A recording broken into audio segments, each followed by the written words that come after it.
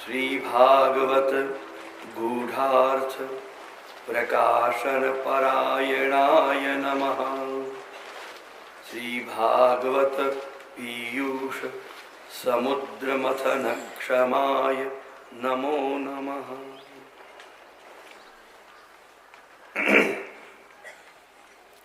जन्माद्यस्य यतोऽन्वयादितरत चार्थेष्वभिघ्नस्वराट् तेने ब्रह्महृदाय आदिकवये मुह्यन्ति यत्सूरया। तेजो वारि मृदां यथा विनिमयो यत्र त्रिसर्गो मृषा धाम्ना स्वेन सदा निरस्तकुहकं सत्यं परं धीमहि। सत्यं परं धीमहि। सत्यं परं धीमहि।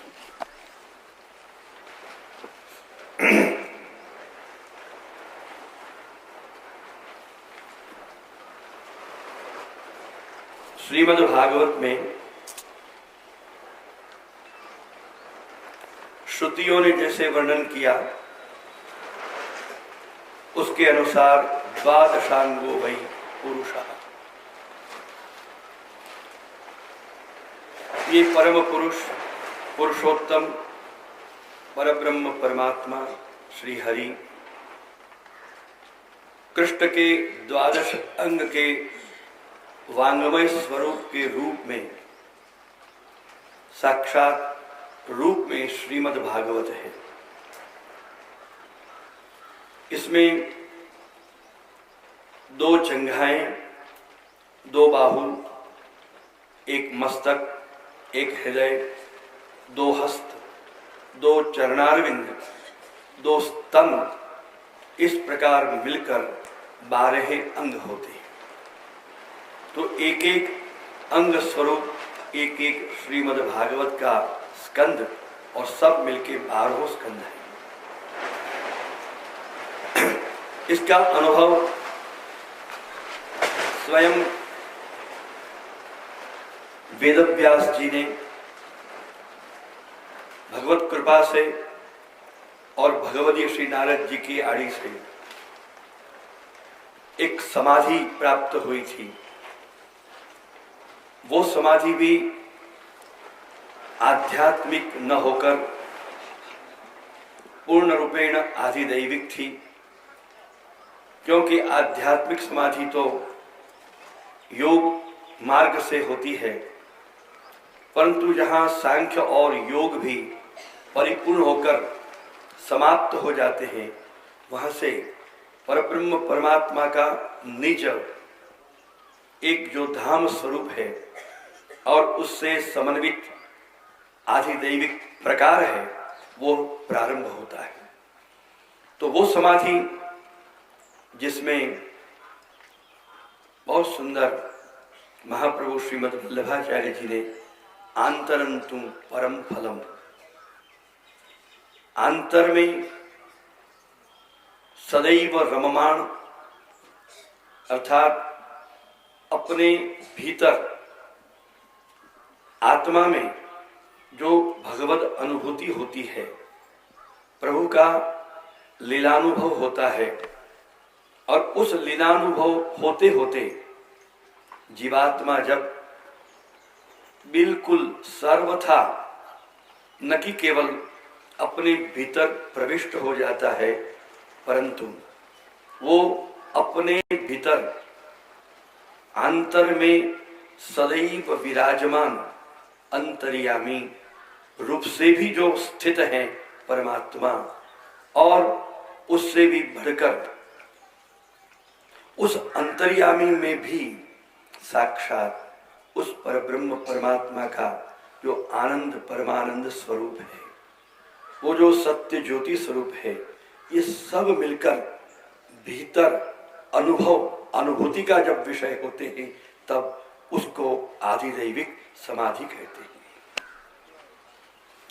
और उस प्रकार की समाधि में भी दो प्रकार हैं, आधिदैविक में भी दो प्रकार हैं। एक आधिदैविक लोक वेद प्रथित पुरुषोत्तम के संबंधित है और एक लोक वेदातीत पुरुषोत्तम से संबंधित है। तो यहां जो भगवान वेदव्यास जी को जो समाधि भाषा यानी समाधि का अनुभव हुआ, वो लोक वेद प्रथित परमात्मा के संबंधित आधिदैविक समाधि प्राप्त हुई थी। तथापि विलक्षणता इसमें ये थी कि लोक वेद प्रथित पुरुषोत्तम संबंधित समाधि प्राप्त होते हुए भी लोक वेदातीत पुरुषोत्तम का पूर्ण भाव भी उसमें विद्यमान था।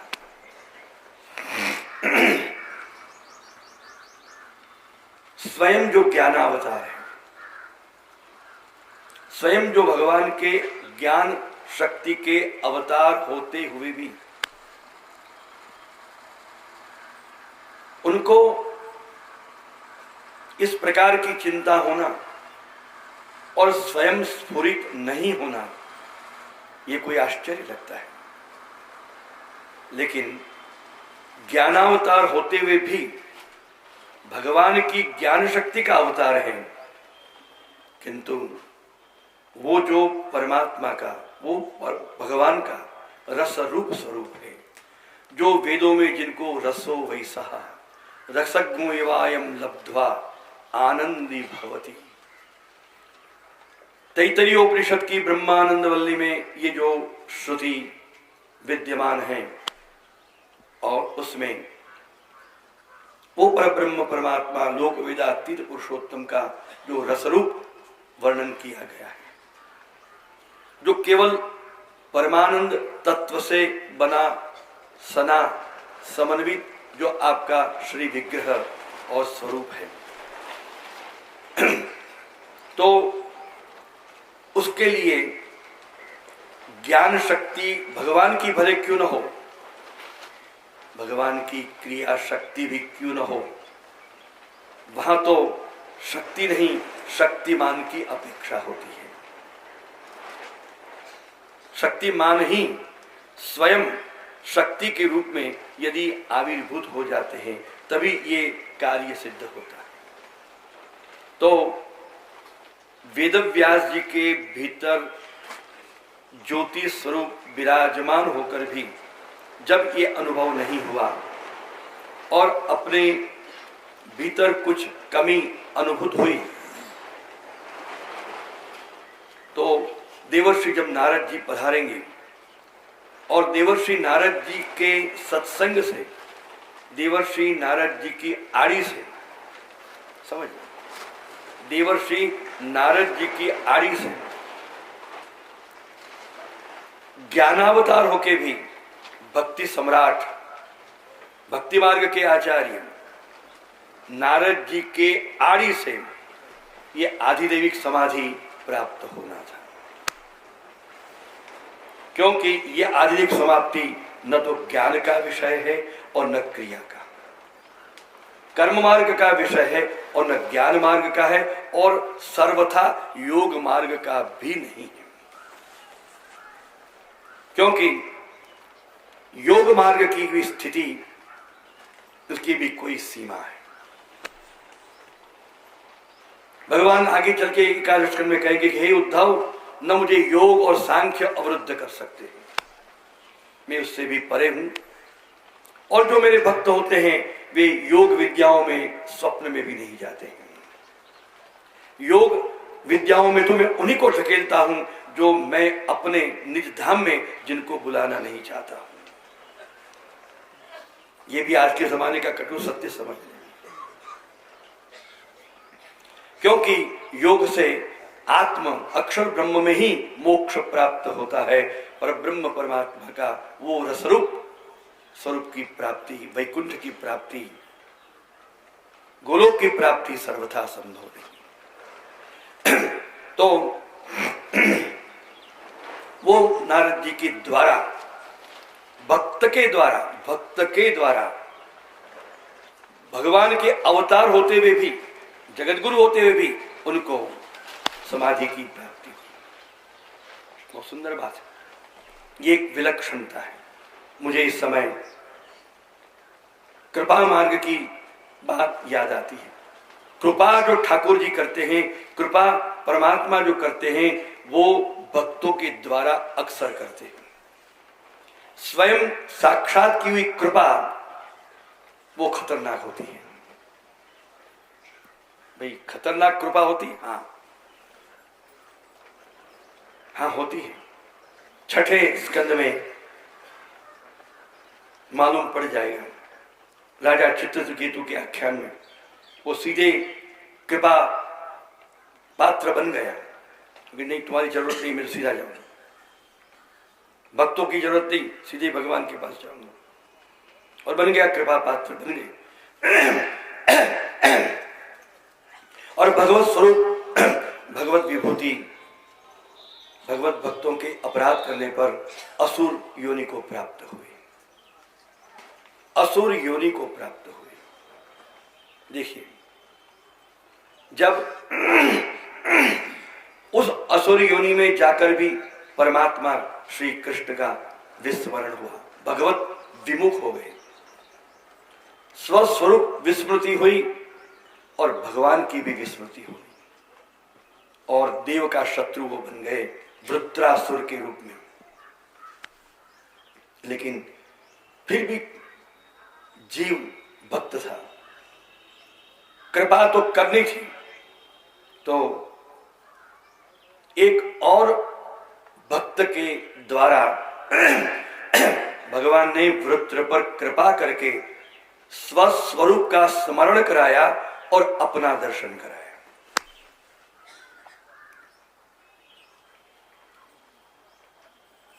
इंद्र के हाथ में हथियार था और वृत्रासुर इंद्र को निगल रहा था अपने बड़े बड़े मुख में। तब इंद्र ने वो हथियार निकाला अमोघ, और हथियार निकाल के उसके ऊपर वार करने के लिए जब तत्पर हुए इंद्र महाराज,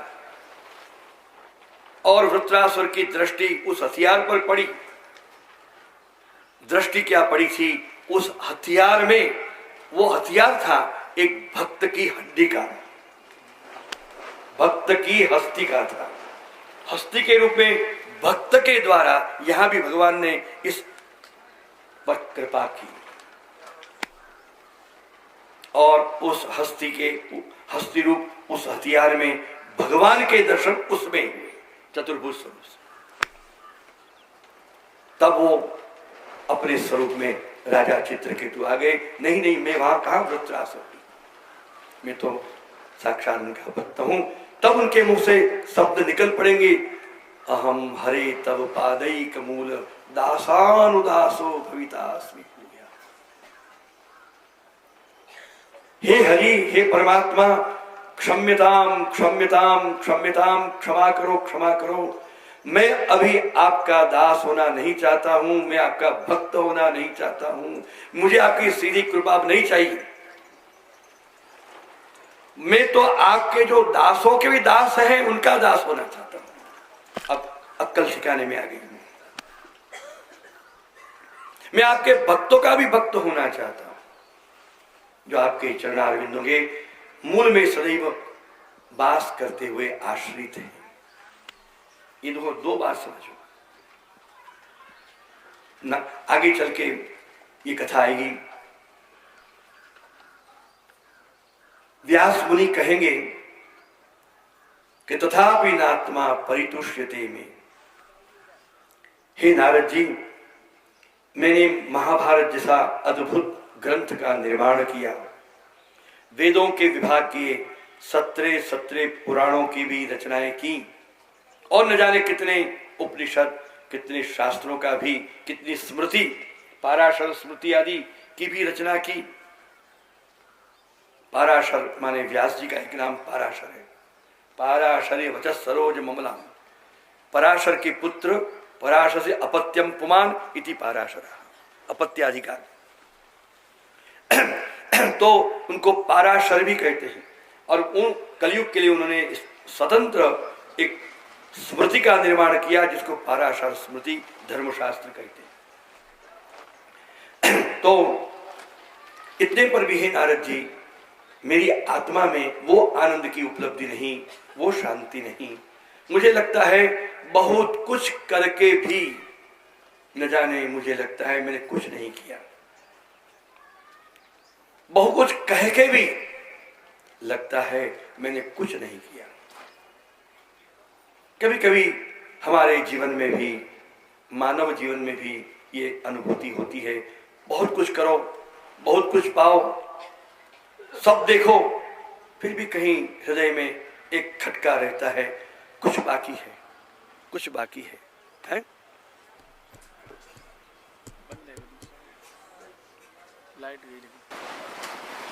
क्या बाकी है वो तो हम नहीं जानते, ऐसा लगता है।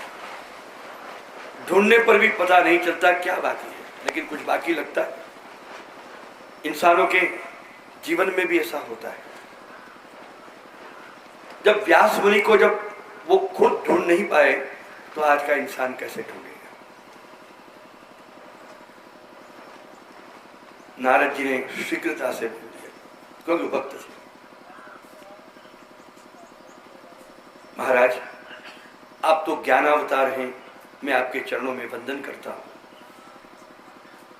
फिर भी आपकी आज्ञा पाकर मैं आपसे निवेदन करना चाहता हूं। नैष्कर्म्यमप्यच्युत भाववर्जितम न शोभते ज्ञानमलं निरंजनम।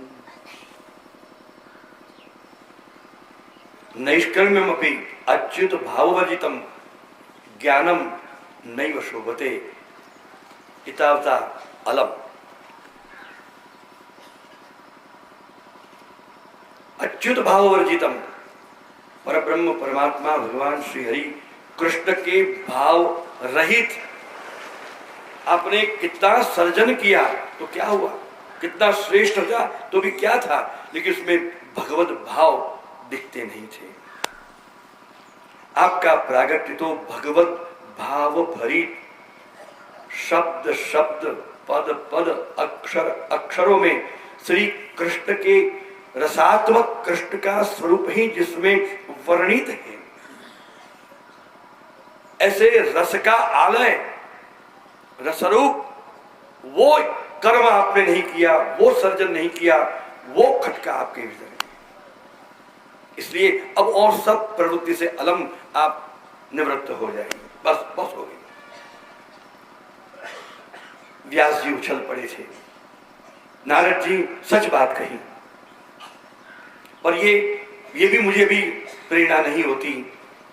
महाराज, मैं क्या कहूं, आप तो स्वयं उनके ही रूप हैं, बस उनके चरणारविंद का वो रसरूप परमात्मा का रसोई वैसा रसग्मुवायम लब्ध्वा आनंदी भवती, उनका आप ध्यान कीजिए, शरण में जाइए, बस आपकी उपलब्धि हो जाएगी। और वो आधिदेविक समाधि देवर्षि नारद जी भक्त के द्वारा भगवान ने उनको दिलवाई।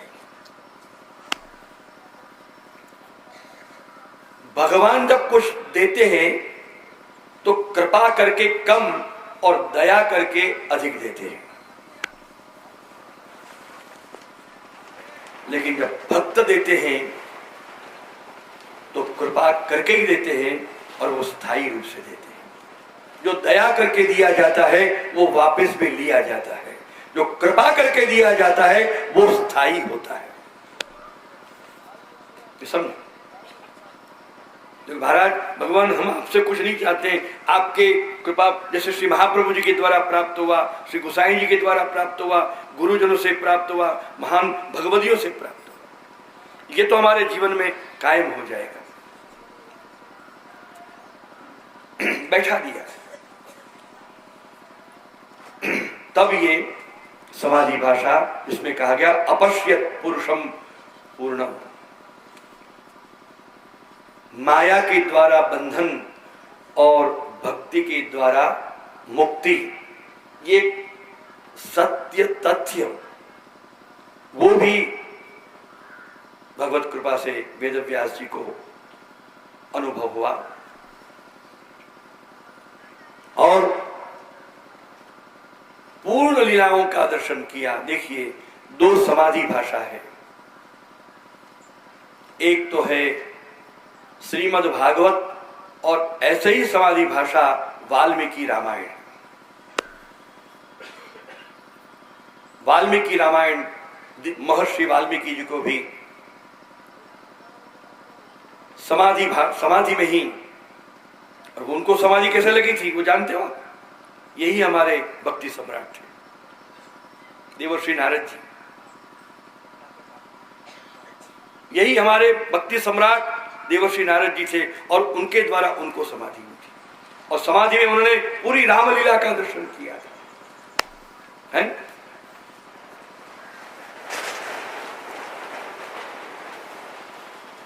तो वाल्मीकि रामायण को भी श्री महाप्रभु जी का प्रमाणम तच्चतुष्टयम् और चैवही से कहा।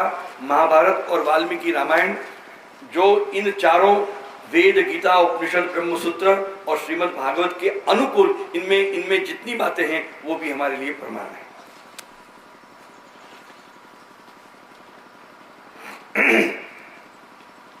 क्योंकि ये धर्मशास्त्रों की बात है, तो यहां पर भगवान वेदव्यास जी के मुख से एक लिखी हुई बात नहीं थी, समाधि में जो अनुभव हुआ और आपके मुखारविंद से प्रकट हुआ।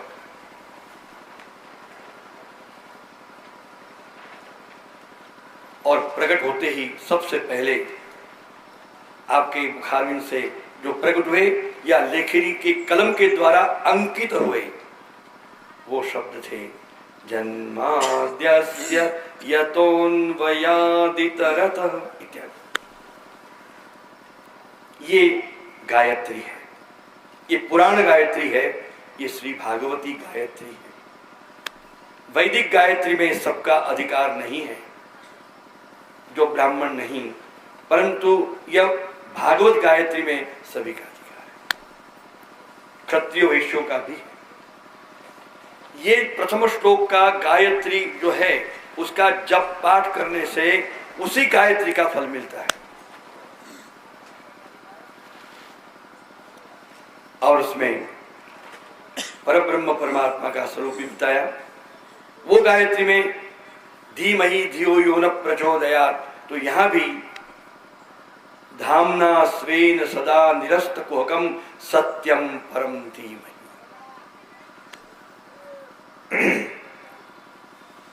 जो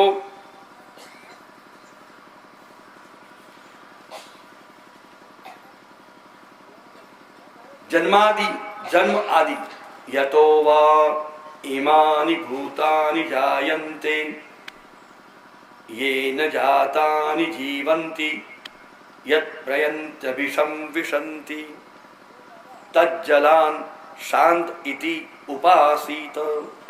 ये वेद वाक्य है। तज्जलान्, तत् तस्मात्, तयावा, जायते, नीयते, लीयते इति तज्जलान् इत्यर्थः। समीचीनं भव। तस्मिन्, तस्माद् वा, उनमें जो जन्म होता है उनमें ही परिपालित होता है और उनमें ही पर्यवसित हो जाता है। वो एक परब्रह्म परमात्मा का अखंड रूप। तो सप्तमी विभक्ति आएगी यतः अन्वयात् इतरतः। और ये जो भगवान ने जन्म आदि जो जिसका सर्जन किया जगत आदि का, उनके निमित्त कारण भी आप हैं और उनके उपादान कारण यानी समवायी कारण भी आप। जिस प्रकार लौकिक में निमित्त कोई और होता है और उपादान कोई और होता है, लेकिन परब्रह्म परमात्मा के इस महामहिम कार्य में स्वयं ही उपादान और स्वयं ही निमित्त है। कैसे? लौकिक में एक दृष्टांत भगवान व्यास जी ने, यहां पर नहीं, उद्धव गीता में भगवान कृष्ण के आप बताएंगे, परंतु ब्रह्मसूत्र में दिया है। अविरोधश्चंदनवत् गुणाद्वालोकवत्,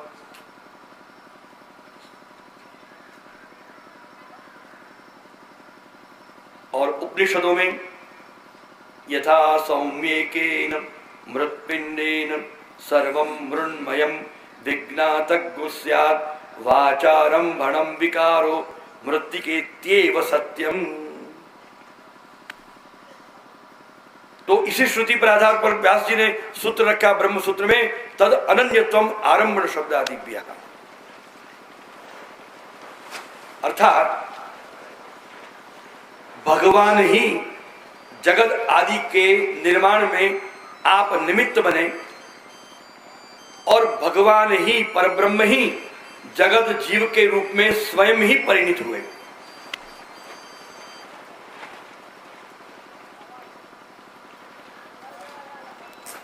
दुनिया में ऐसा नहीं होता है।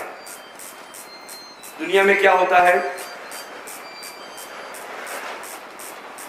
एक बनाने वाला होता है और एक जो बनना है वो चीज होती है। आप समझो, जैसे कि घड़ा, आप आज के जमाने में तो फ्रिज का जमाना आ गया, कौन आज वो मछलियों को छूता है, कौन मछलियों को घर में रखता है मिट्टी के, कौन ये बवाल में पड़े हैं। लेकिन ये तो बात शहरों की है, लेकिन शहरों में भी जो छोटे मोटे घर हैं उसमें तो आज भी मिट्टी की मछलियां हैं। गुजराती में માટલા कहते थे, हमारा गावड़िया को जो मोटला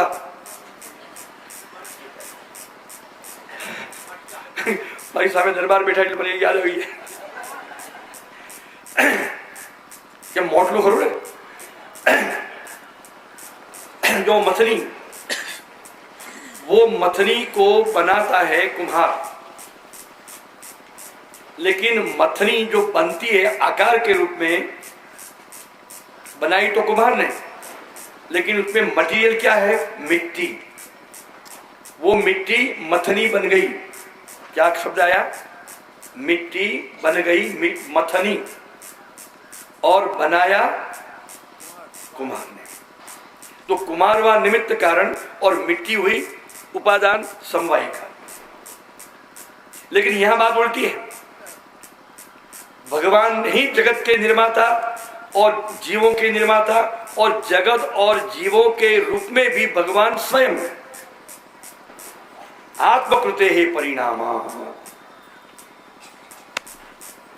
आत्मकृते, भगवान स्वयं ही जगत के रूप में बन गए, भगवान ही जीवों के रूप में बन गए। तो आप अभिन्न निमित्तोपादान कारण हैं। ये जगत ब्रह्म का विवर्त सर्वथा नहीं है। विवर्तवाद अवैदिक और शास्त्र विरुद्धवाद है। मायावाद अशास्त्रम प्रच्छन्नम बौद्ध मुच्यते। मायावाद निश्चित अवैदिक और शास्त्र विरुद्ध और प्रच्छन्न बौद्धों का मत माना जाता है।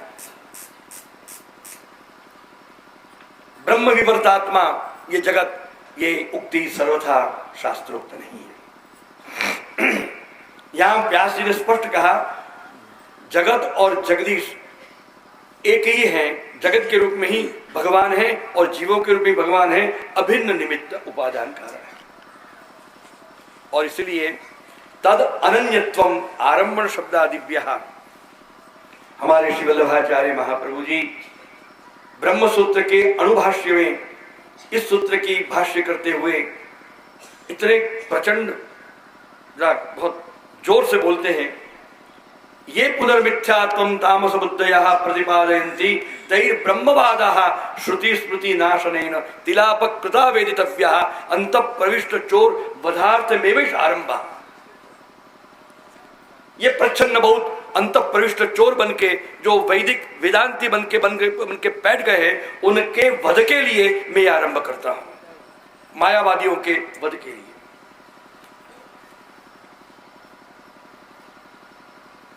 जगत गुरु श्रीमद रामानुजाचार्य जी ने श्री भाष्य के उपक्रम में लघु पूर्व पक्ष, लघु सिद्धांत, महापूर्व पक्ष, महासिद्धांत, उसमें चूर्ण सा कौशल पीपर करके मायावाद का अभूतपूर्व खंडन किया।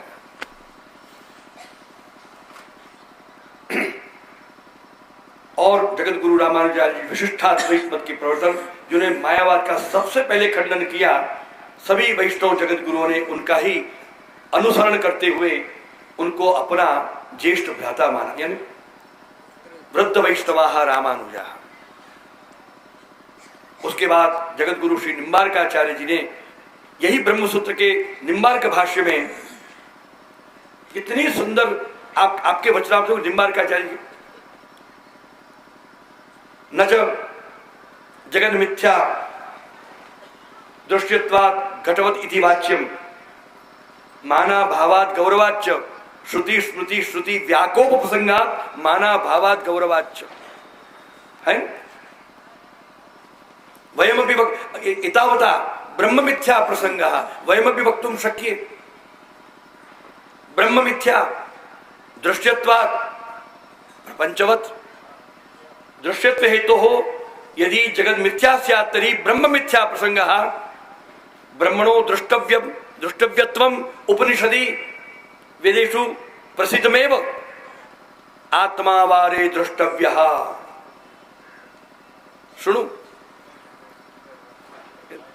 आत्मावारे द्रष्टव्यः मंतव्यः निधिध्यासितव्यश्च। ये आत्मा दर्शन करने योग्य है तो ब्रह्म परमात्मा भी दर्शन करने योग्य है। अगर वो दर्शन करने योग्य जो वस्तु दिखती है वो घड़े की तरह मिथ्या है तो ये तो परमात्मा भी मिथ्या हो जाए। ये जगत गुरु निम्बार्काचार्य जी ने निम्बार्क भाष्य में इतना सुंदर मायावाद का खंडन किया है।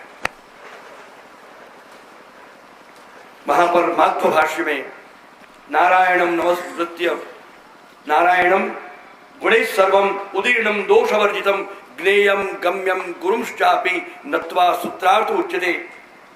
द्वैतवाद के पुरस्कर्ता जगत गुरु श्रीमद मध्वाचार्य जी ने भी क्या अभूतपूर्व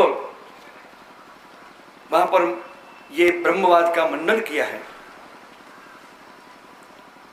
तो यहां स्वयं वेदव्यास जी भी यही बात कहे हैं कि इन सब बातों को सबसे पहले परमात्मा की अद्भुत पहले स्तुति करने वाले गुणगान गाने वाले कौन थे? ब्रह्मा जी थे।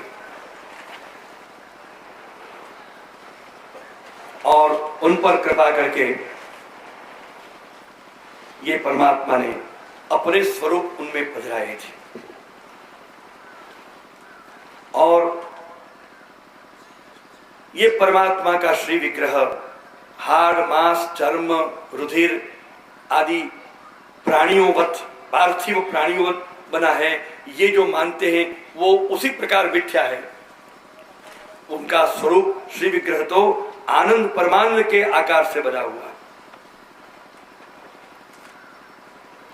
और चतुर्विध प्रकार के मोक्ष को प्रदान करने में जो हमेशा सदैव पूर्ण रूप से जानकार हैं, चतुर शिरोमणि हैं, किनको क्या दान करना, अर्थे स्वभिघ्न स्वराट स्वेनैव राजते इति स्वराट। कोई दूसरे के प्रकाश से नहीं, किसकी कृपा से नहीं, स्वेनैव राजते, अपने स्वयं प्रकाश से जो स्वयं प्रकाशित है। जिस पर भी बड़े बड़े विद्वान भी जिनके स्वरूप के बारे में मोह को प्राप्त होते रहते हैं।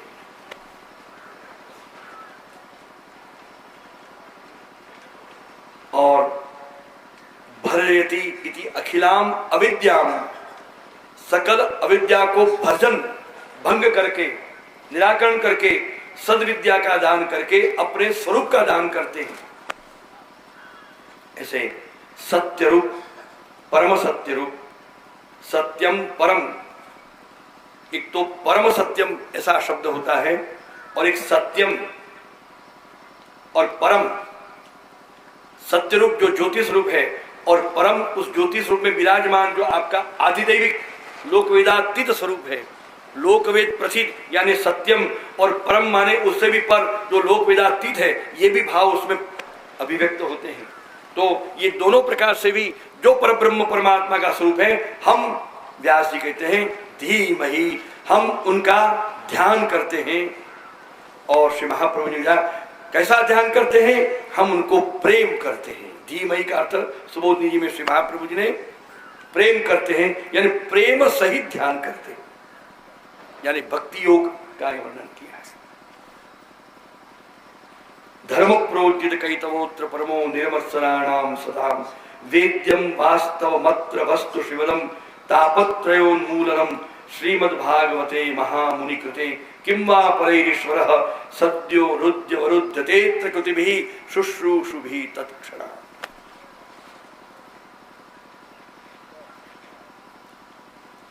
धर्मशास्त्रों में जितने भी धर्मों का वर्णन किया है, या धर्म का अर्थ, धर्म का मीनिंग नॉट रिलीजन, समझना, ये कोई रिलीजन की चर्चा नहीं। धर्म का मतलब जैसे स्त्री धर्म, जैसे पुरुष धर्म, जैसे दास धर्म, जैसे कर्मकांड संबंधी धर्म, ये धर्मों की चर्चा है। धर्मशास्त्रों में जिन जितने प्रकार के धर्म कहे हैं, उन सबों में कोई न कोई प्रकार से कपट है। यह कपट भी खराब अर्थ में नहीं, फिर जान कपट शब्द भी एक कोड वर्ड के रूप में है। कपट का मतलब क्या हुआ?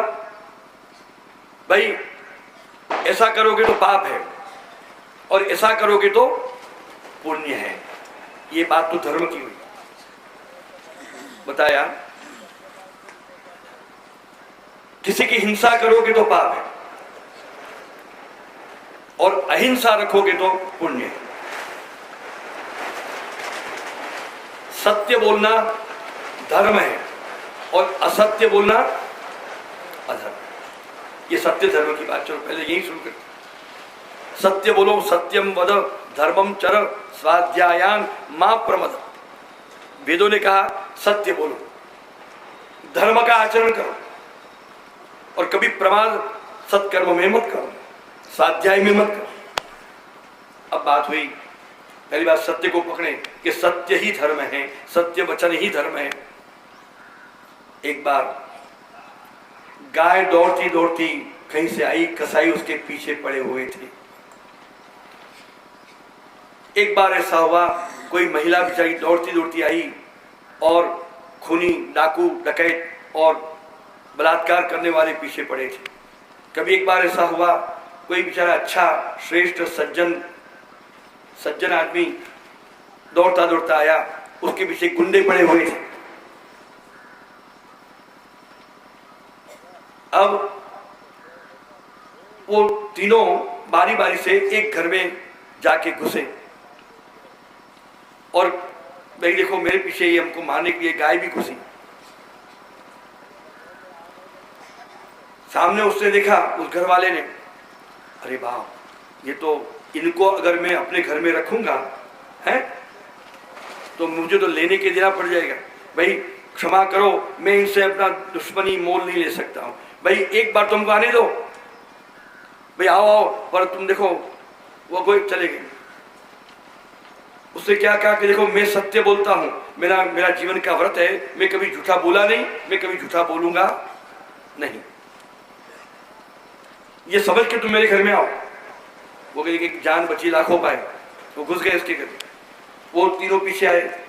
हमारी एक गाय को देखी, हमारी गाय है। जैसे एक औरत को देखी, उसे कहा कि कोई आदमी को देखा। अब वो विचार, मैं कभी झूठा बोला नहीं और मैं झूठा बोला पाप तो उसने परमात्मा को प्रणाम किए, उन तीनों की क्षमा मांगी और बोल दिया ये तीनों मेरे घर में हैं, चलाओ। वो उसको पकड़ के ले गए और क्या हुआ होगा वो तो आप जानते हैं।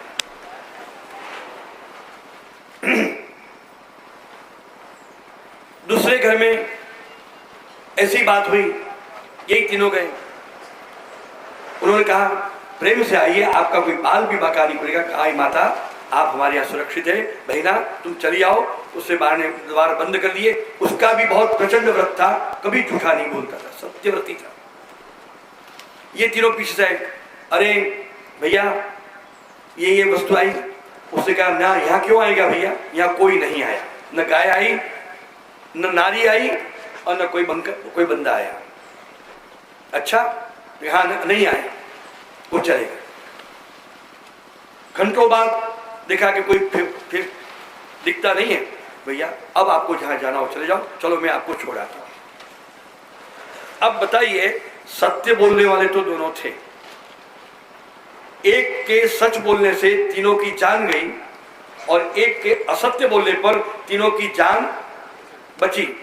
अब पाप किस में है और पुण्य किस में है, बताओ। तो धर्मशास्त्रों ने क्या कहा, ये पहले सोचो, क्योंकि धर्मशास्त्र जैसे हम मानते हैं वो जड़ नहीं है।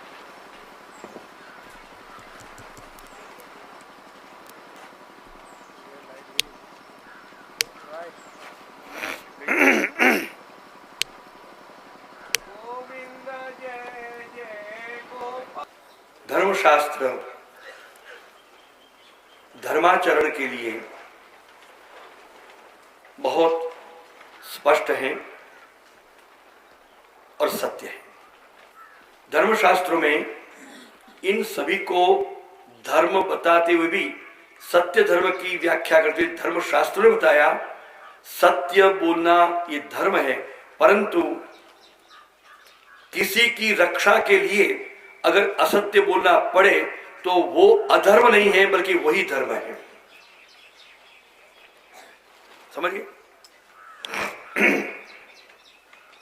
जैसे कल हमने बताया था, भागवत जी ने किसी भागवत जी धर्मशास्त्र कि देखो, भागवत का श्रवण ये मुख्य लक्ष्य है, परंतु जो उपवास करके व्रत करके जो ये श्रवण करता है या कथन करता है, ये सोने में सुहागा।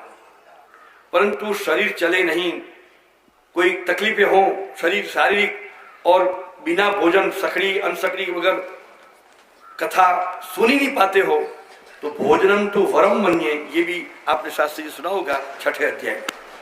भाई तुम भोजन करके भी भागवत सुनो। तो सत्य क्या है, भागवत सुनना, उपवास व्रत, ये हमारा लक्ष्य नहीं है, पर वो तो एक सहयोग है कि ये करोगे तो ज्यादा अच्छा। पर जब कथा में ही विक्षेप आ गया तो फिर ये उपवास को छोड़ो। समझ गए? ऐसे हमारे पुष्टि मार्ग के कुछ लोग पहले के जमाने में थे, आज के तो समझते हो, आज के तो सब दत्तन नमा बहुत चलता है। कई लोगों ने बावड़ी के लिए ठाकुर जी की सेवा छोड़ दी, बावड़ी का जल नहीं मिलता है। तो जल जीवन का लक्ष्य था या ठाकुर जी लक्ष्य था? समझो,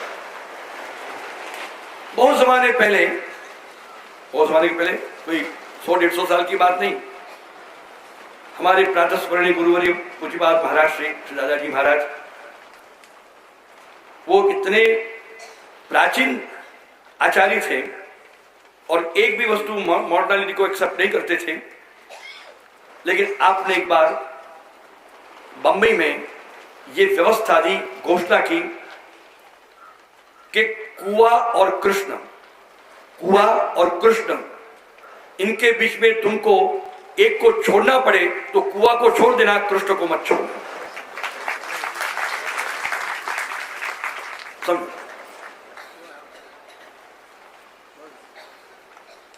कुआ बावड़ी जल जब तक मिले तब तक उसी का ही इस्तेमाल करो, लेकिन अगर वो नहीं तुमको प्राप्त है, संभव नहीं। एक बात हुई क्योंकि बंबई में घोषणा क्यों की, ये इसके पीछे भी एक तात्पर्य है। बंबई में बावड़ी कुओं के जल में गटर का पानी मिश्रित होता था और कल का म्यूनिसिपालिटी के जल नल का क्यों नहीं लाया, उसके पीछे भी देखिए कारण क्या था। क्योंकि म्यूनिसिपालिटी के का जल जहां से सप्लाई होता है, वहां से जो पाइप लाइनें आती हैं और गटर की लाइन एक साथ होती है, वो साथ होने के कारण वो अपवित्र माना जाता था, ठाकुर जी के लिए या मर्यादियों के लिए उपयोगी नहीं होता था।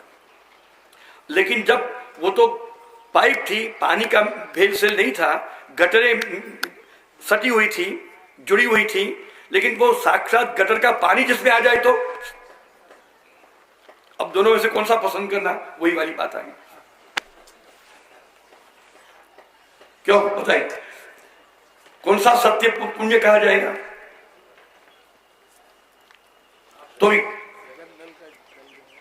तो नल का जल जिसमें कम से कम गटर का पानी नहीं है, और वो कुआं में जो गटर का पानी ही आता है, तो वो कुआं छोड़ के नल का पानी अच्छा है। बुद्धि यानी धर्मशास्त्र कभी नहीं कहते हैं कि आप जड़ता से उसको पकड़ के रखो। धर्म वो जड़ता का रूप नहीं, धर्म को न कभी जड़ता से पकड़ना चाहिए। धर्म स्वयं एक चैतन्यशाली है और चैतन्य परमात्मा लक्ष्य है, धर्म तो उसके पास ले जाने का माध्यम है, याद रखो। तो अगर माध्यम खोखला हो जाए तो भी चलना चाहिए लक्ष्य की ओर। माध्यम को पकड़ के लक्ष्य को भूलना ये कोई बुद्धिमानी नहीं होती। देखिए उस जमाने में इसका विरोध हुआ था, कई वल्लभ कुल ने भी विरोध किया, नहीं भले कुआं का पानी नहीं हो तो नहीं चल सकता है। बड़े महाराज ने कहा कि नहीं चल सकता तो भले तुम मत करना, तुम ठाकुर जी को गटर को पानी वैष्णव लोग पिलाते रहना। तो कि महाराज आप, क्योंकि हमारे लिए स्पेशल व्यवस्थाएं हैं जब शुद्ध जल कुआं का बावड़ी का दूर दूर से भी आ सकता है, सारे आम आदमी को यह सुविधा कैसे प्राप्त हो सकती है? जो मैं सुविधा प्राप्त करता हूं, मैं उसी के अनुसार दूसरों को चलाऊं, ये तो बिल्कुल गलत बात है। ऐसे ही परिवार में भी सोचना चाहिए कि जो सेवा पाठ पूजा, जो भक्ति, जो धर्म का पालन मैं करता हूं, मेरे लिए सब कुछ मेरे में सक्षमता है और घर के दूसरे लोगों में नहीं, तो उनके लिए मैं करता हूं वो थोपना नहीं चाहिए। आप समझे? धर्म थोपने की चीज नहीं है, धर्म तो आचरण की चीज है।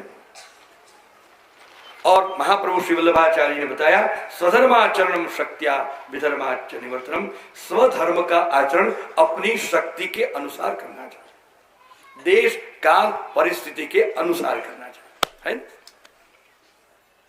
क्योंकि जब हम धर्म को, इन बातों को जड़ता से देखते हैं तो और भी अधर्म बढ़ता है।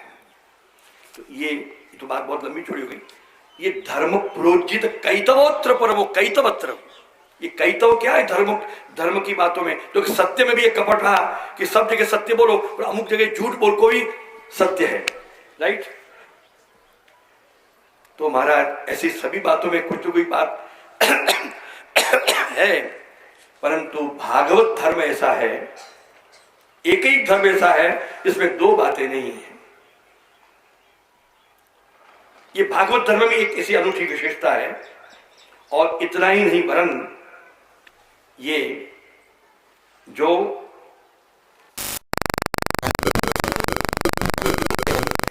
केवल परब्रह्म परमात्मा कृष्ण है, जो उस कृष्ण का तत्काल सद्य हृदय अवरुद्धते, सद्य हृदय अवरुद्धते, कैसे?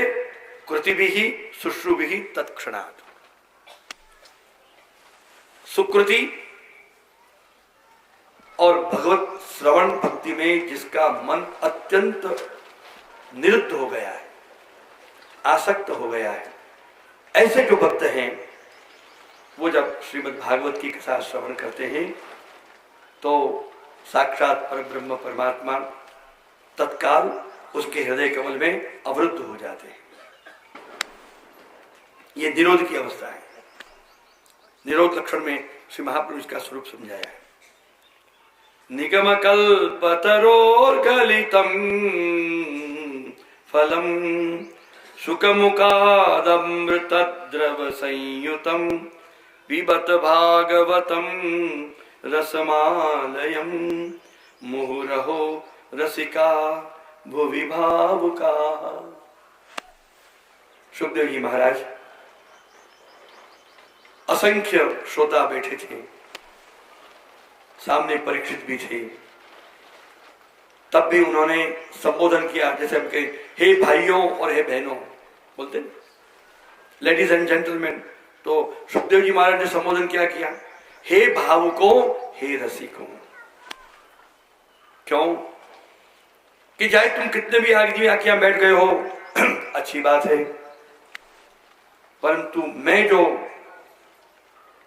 ये श्रीमद् भागवत की कथा करने जा रहा हूं वो केवल मात्र रसिक जनों के लिए और भावुक जनों के लिए।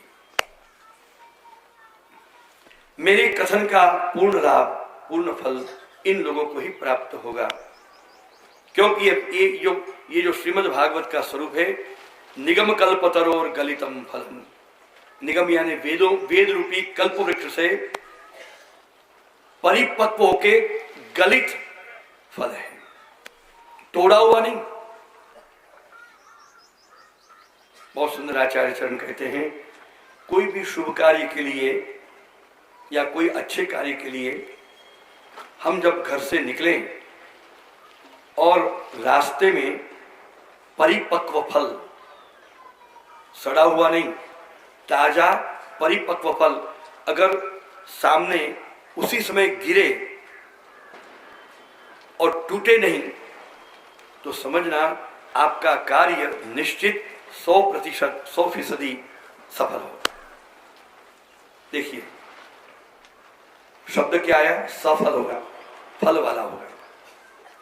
ये फल शब्द क्यों है, इसी से आया कि गलितम फलम, ये शुकुन माना जाता है। कोई तो आपके सामने जाके फल लो, कोई फल बेचने वाले भी आ गया है, हटाओ, उसका इंसल्ट मत करो। कोई फल बेचने वाला कि बेचने वाली अगर अनायास आप बाहर निकलते हो, घर सामने आई तो भले एक फल तो ले ही लो, वो आपके हित में है, वो शुकन ही है नीचे बीच बैठ हटा देते। जिनका दुर्भाग्य होते हैं वो उसको हटा देते हैं, इसको फल मिलने वाला नहीं होता। तो कार्य को सफल फल सहित करना हो तो फल ले लो। इसलिए ये पुराने जमाने की ये शास्त्रोक्त परंपराएं थी। तो गलितम फलम, भक्त साधना करते हुए तो सुखदेव जी के मुख से जो प्रकट हुआ तो अमृत द्रव बन गया। जैसे कोई तोता आम को चौंच मार दे तो आम बहुत ज्यादा मीठा बन जाता है ना, कहावत। यही बात यहाँ दृष्टांत मिली, शुक मुखाद अमृत द्रव से, वो सुख और ये सुख, वो तोता सुख है और ये सुखदेव जी महाराज, ये भी लीला के श्री स्वामी जी के हस्त पर सदा विराजमान वो लीला सुख है, लीला के तोते। तो उनके मुखारविंद से अमृत द्रव हुआ है। एक तो अमृत द्रव रसपूर्ण हुआ है, अमृत रस परिपूर्ण भी हुआ है, और दूसरा अर्थ श्री महाप्रभु जी करते हैं अमृत जिसके आगे द्रव यानी तुच्छ है, यानी पिघला हुआ मालूम पड़ता है। अमृत से भी बढ़कर जो है, अर्थात अमर होने की भी कामना को छोड़कर केवल भगवत प्रत्यर्थ कथन और श्रवण करते हैं, उनके लिए तो ये रसमालय, रस का आलय है।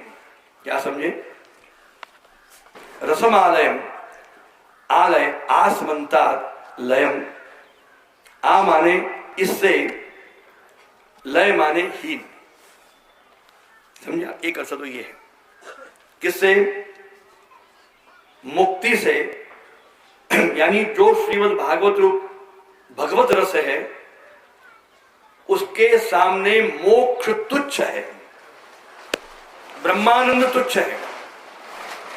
उनको ब्रह्मानंद की प्राप्ति चाहिए। ब्रह्मानंद की प्राप्ति आध्यात्मिक स्तर के लोग करते हैं, उनको भी कहते हैं जो भजनानंदी जीव है, आध्यात्मिक जीव है, वो उनको तुच्छ मानते हैं।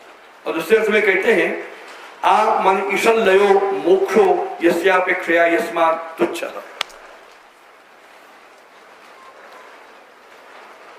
अमृत द्रवयति, अर्थात मोक्ष भी जिसके सामने फीका है।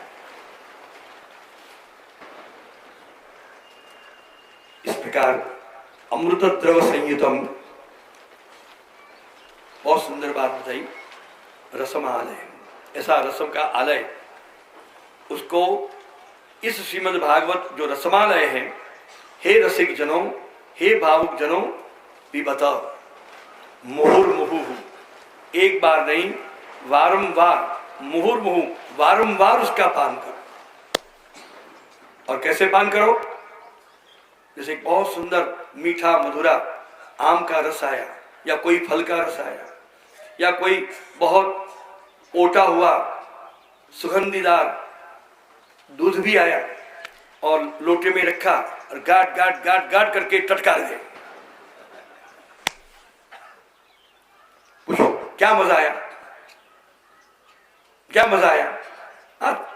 अच्छा लगा? तो किसने कहा नहीं ऐसा अब मैं कर सकूं? देखो, इसको लोटे में भर के सीधे एक धारा से अपने भीतर मत डाल दो, एक प्याला मंगाओ, ग्लास मंगाओ या लुटिया ही सही, धीरे धीरे एक एक बूंद बूंद, यानी बहुत बूंद नहीं, थोड़े थोड़े धीरे धीरे इसको मुंह में डालो और एक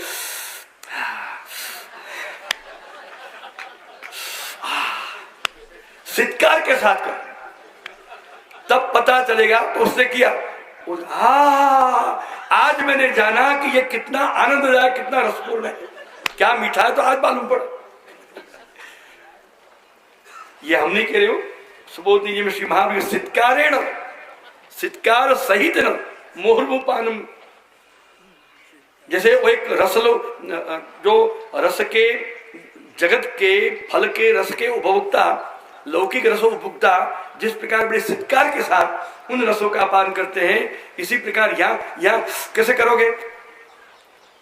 यहाँ तो वो है भीतर से, जैसे कि कोई गवैया गाता है और आप बिल्कुल कोई चेष्टा रहित होके सामने बैठे हो, ना आपकी आंख हिलती है, ना आपका चेहरा हिलता है, और एक स्टैच्यू के समान पुतले के सामने में उसकी गायकी धीमी धीमी या हो जाएगी।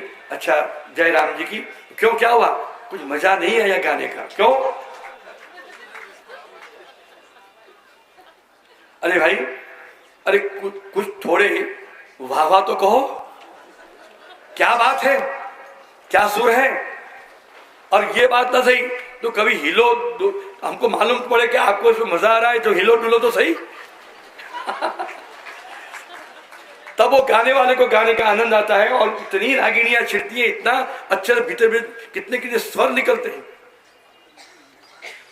और आज के जमाने में जो भाषणबाजी होती है, उसमें जब एक भी ताली नहीं पड़े तो भाषणबाजी जो बड़े जोर से बोलने जाता है वो भी फ्लॉप हो जाता है।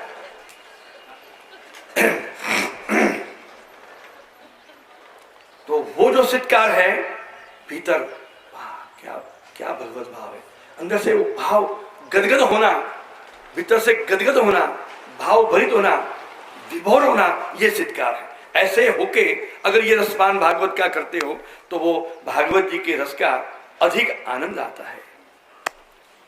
आज इस समय 1:30 बजे तक में श्रीमद् भागवत के प्रथम स्कंद के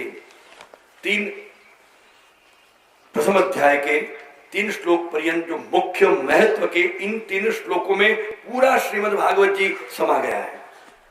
पूरे श्रीमद् भागवत ही तीनों श्लोक में आ गए। अब तो उसका उद्भाष्य होगा, जैसे हमारे सर्वोत्तम स्तोत्र में आनंद, परमानंद और श्री कृष्णाष्टमी में पूरा सर्वोत्तम के सब नाम है। इसी प्रकार पूरा श्रीमद् भागवत ये मुख्य 3 श्लोकों में है। तो बहुत हमारी तो भावना थी कि श्री महाप्रभु जी हमारे हृदय में विराजमान होके कुछ अधिक रसास्वादन हमको और आपको कराए, परंतु आज कुछ भगवत इच्छा से सही कुछ देरी हो गई। यमुना जी को तुमने प्रार्थना की और बरसात को कहा भी या रुक जाओ, तो कृपा तो करी। तो भगवान के ये मेघ स्वरूप को भी मैं आभार मानता हूँ। उसके पहले श्री यमुना महारानी जी का मैं आभार मानता हूँ कि यमुना जी ने यही जो कृपा जलधि संश्रिते, कृपा जल का ही संश्रिते है, तुमने कहा आप कृपा जल का ही बरसात कराइए और आपके जो ये भौतिक जल को आप कृपा करके आपके सामने से रोकिए। तो यमुना जी ने बड़ी कृपा कर दी। तो हम पहले श्री यमुने महारानी की श्री कृष्ण कन्हैया। और देखो यमुना जी की कृपा भी हुई हो, ये सब ये कृपा जल का संस्मरण किया और आज इतने 3 श्लोकों में एक संक्षिप्त रूप से भी श्री महाप्रभु जी ने एक तत्व को हमारे सामने प्रकट किया। तो श्री वल्लभाधीश के चरणारविंदों में मुहुर्मुहुः साष्टांग अनंत कोटि दंडवत प्रणाम अंगीकार हो। अब यहाँ पर इस सत्र का यहाँ पर विराम करते हैं और अब मध्याह्न तो हो ही गया है, अभी इसको हम प्रातःकाली मानते भाव में भावना में